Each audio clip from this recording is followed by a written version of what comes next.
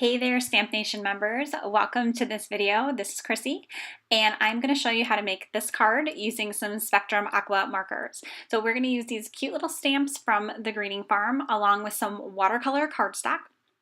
And the first thing that I'm going to do is I'm going to stamp my images onto watercolor cardstock. Now on watercolor cardstock, there are two sides. One side is usually a little bit more textured than the other, so I tend to find the less textured side just because it makes it easier to stamp. And when I'm stamping on watercolor paper, I almost always use a stamping tool. I'm using my Misty here because it is hard to get a really good impression if you're just using a regular acrylic black. So it can be done. Just prepare yourself that you might have to kind of try to like realign it and everything just because of that texture. So I'm just going to stamp it in some Versamark Onyx Black ink. You can see I'm just inking it up here. I did it a couple times. And then I'm just going to go ahead and I'm going to cover it with clear embossing powder after I add this cute little wand. I was going to put the wand underneath, and then I decided I was going to put it at the top and bottom as well. It just kind of laid out nicely. I thought it was like a nice design element to add in there. Treat it almost more like a line instead of a wand. So I'm just adding some clear embossing powder here. I'm going to do that because I'm going to protect my image.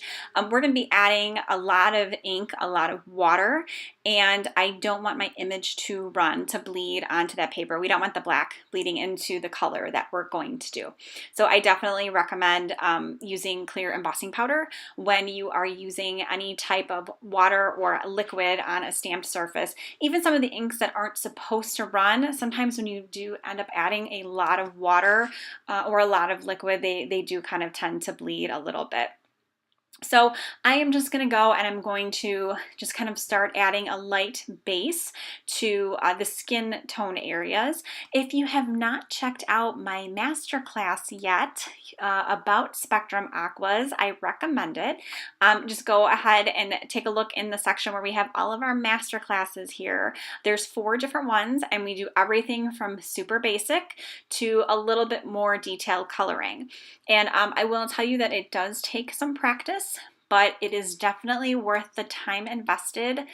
These markers are fantastic, and these techniques probably would work with other watercolor markers as well, and possibly, I mean, I've even done it with like distress inks and stuff.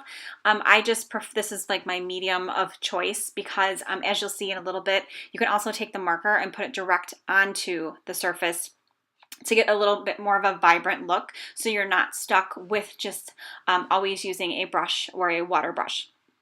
So here I'm just adding in some of the color. I decided to do kind of like an ombre effect to her hair, that I started in with like a light yellow color, and then I went in with a brown, and I'm just kind of darkening the areas that would kind of be behind her, like the darker areas of her hair, not just the shadows, but I was kind of trying to do it almost like what would naturally be like an ombre effect to hair. And don't be afraid to experiment with colors. I mean, we could have made her hair blue, right? I mean, why not?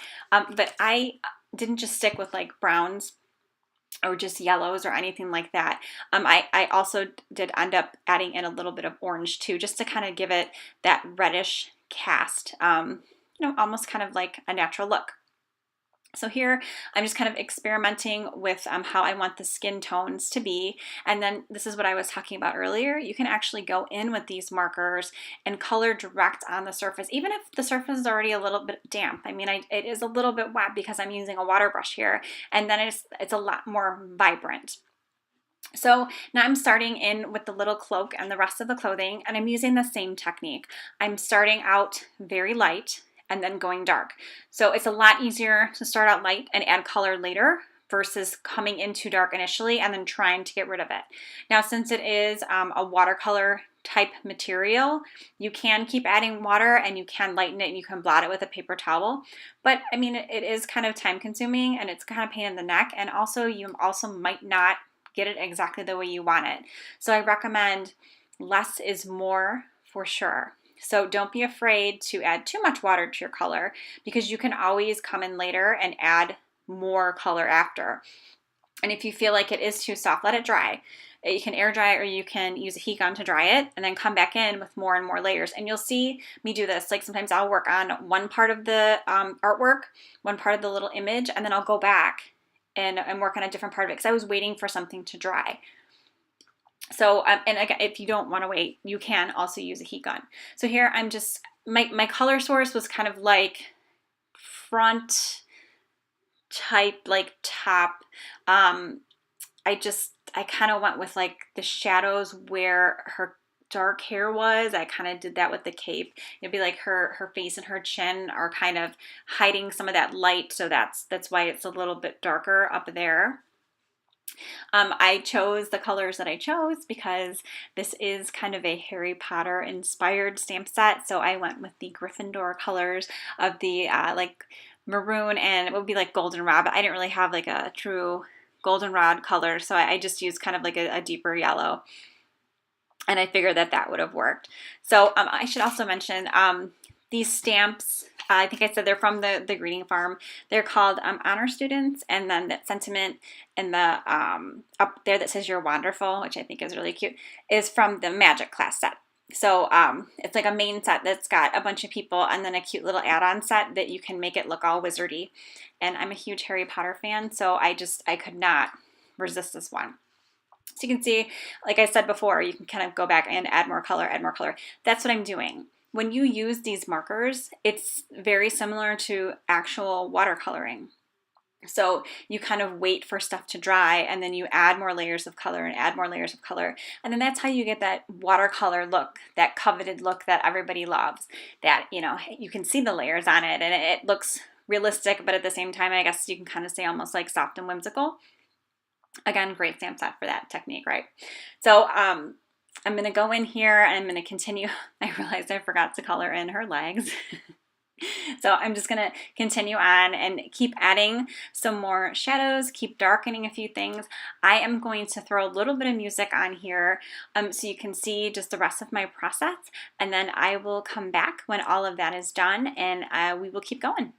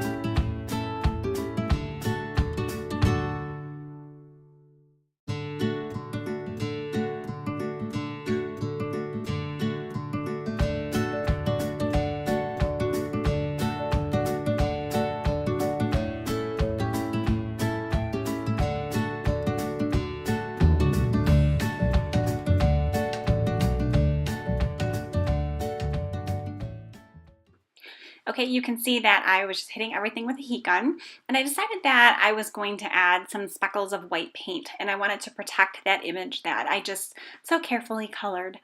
So I stamped her onto a little Post-it note, and then I decided to trim her out. So sometimes there's coordinating dies. You can definitely use that if you don't like to fussy cut, but just keep in mind that the dies usually have a little bit of space around the edge that you're not going to get right to the black there. So for something like this, you could definitely use a coordinating die, but if you want it to be right up to the edge there, if you're masking and stamping on top of it, you're probably going to be stuck fussy cutting. So I squeezed out a little bit of white paint there on an acrylic block. I would recommend using like a paper plate or something like that, but I just didn't have one handy. And then I just added a little bit of water, and you can see here I'm just kind of flicking away, just adding a little bit of water with the acrylic paint to make it a little bit thinner. It was just a little too, the consistency was a little bit too thick to actually get it to flick properly. So then I just used the heat gun to dry it all off because I'm impatient and I didn't want to wait any longer. And then I peeled off that Post-it note. And then I just assembled the card, and that is it. You can see the finished card here in the shot and all the details. Thanks so much for being a Stamp Nation member. Make sure, like I said, to check out all of my Spectrum Noir Masterclass tutorials, and I will see you next time. Have a great day.